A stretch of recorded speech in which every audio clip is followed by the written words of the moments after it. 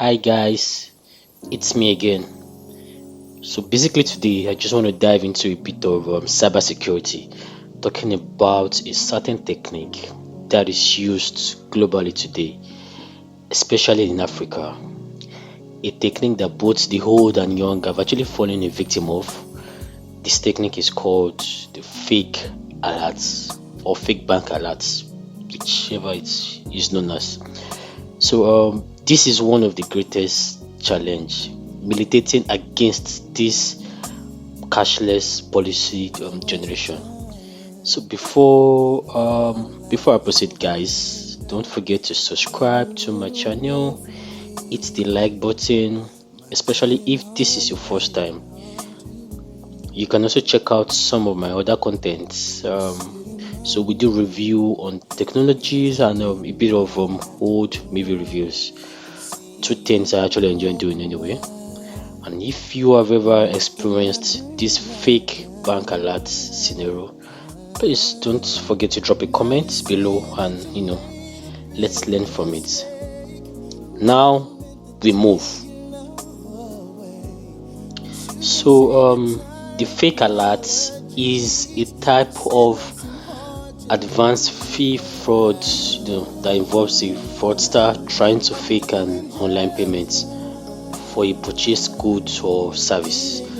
It actually involves the scammer showing an online evidence that he or she has made payments, most times a debit alert, and in some cases the other party also gets the same credit alert of the same amount.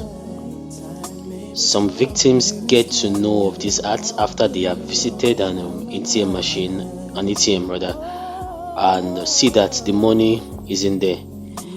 Many claim the money entered the accounts and in the money goes reversed. So the thing is this: a lot of people have actually become victims of these acts, from market traders to even corporate workers in firms. I'm telling you. Before we talk about measures to take in countering these acts, we need to first understand a little on how this technique is achieved. Firstly, let me clear these myths. There is nothing like fraudsters sending money to your account and later retrieving it, except for network issues where money enters your account and it reverses. This is a whole different scenario. The only way cash can actually leave your account after it has entered is if you have performed a transaction, or if your card details has actually been exposed. But for people sending money to your accounts and manually reversing it, nah. Today is the 2nd of September 2020, and I'm not sure of any technological advancement in the future. But as of today, right now, it is not possible. If the money is not in your account, then it was never sent there in the first place. Like I said, except network issues where reversal comes in play. A lot of us are familiar with the process of customized SMS, especially in churches and mosques, where one sends message to multiple people under a customized subjects. So this is like the same format these fraudsters use in sending an SMS with your bank name at that moment. Others use some phone applications that makes the process easier and faster. Example of these phone applications is fake alert maker. So that's the one I can come up from my head, but there are actually a lot of them out there, fake alert applications. So hence the whole point of it, the whole foundation is deception. Deception is the game, right? Okay, so let's proceed. It is also very important to note that these victims actually have information, the perpetrators rather, these fraudsters, they actually have some information about who they plan to scam. They are mostly targeted. It is even worse that some actually have insiders working inside a bank, giving sensitive details of your account, and obviously they get to know your exact account balance down to your last cent or naira. So I'm sure you can agree with me that this makes it easy for them to manipulate you into believing they have made payments, which in some cases they also show you their own debits alerts.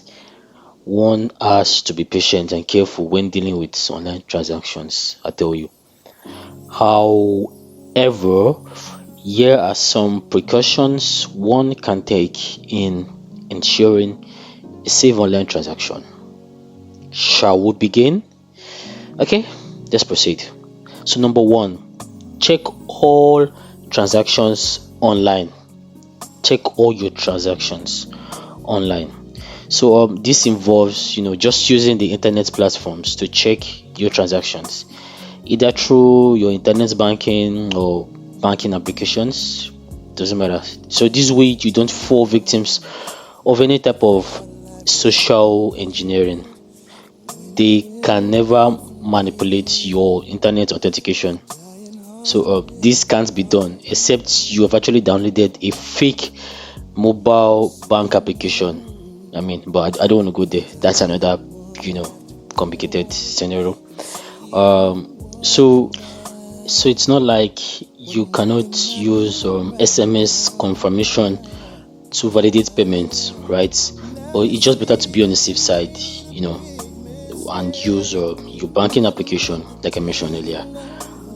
So it's not as if tampering with original mobile app application is impossible, but these are major type of attacks that takes years of planning. So I don't want to go there, like I said. In these scenarios, they're actually targeted at large firms or individuals with a very large amount of money. Yeah. So step number two is that you should install original bank applications. So on your screen right now, you would see a survey about that took place in the US that Avast carried out. I want you to look at the numbers and check out the statistics. So this shows how many people living in the US are actually using the original banking applications and those actually using the fake banking applications. So this is to show you the extent of how counterfeit apps looks like the real one. So make sure you download your bank applications from original stores like Google Play Store and Apple Play Store, as opposed to just collecting this from people.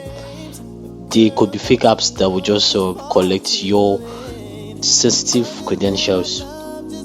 So if you've learned one or two things so far, please hit the like button, and if you've not subscribed also, kindly just click the subscribe button down below. Okay, now we move. So number three is use the POS machine. So if you are a business owner, I think it's best to just get the POS machine to enable you validate your payments instead of risk being scammed.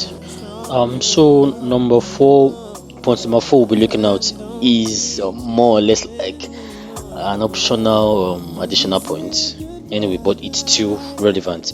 So which is check your email, check your mails, your bank emails, your alert emails.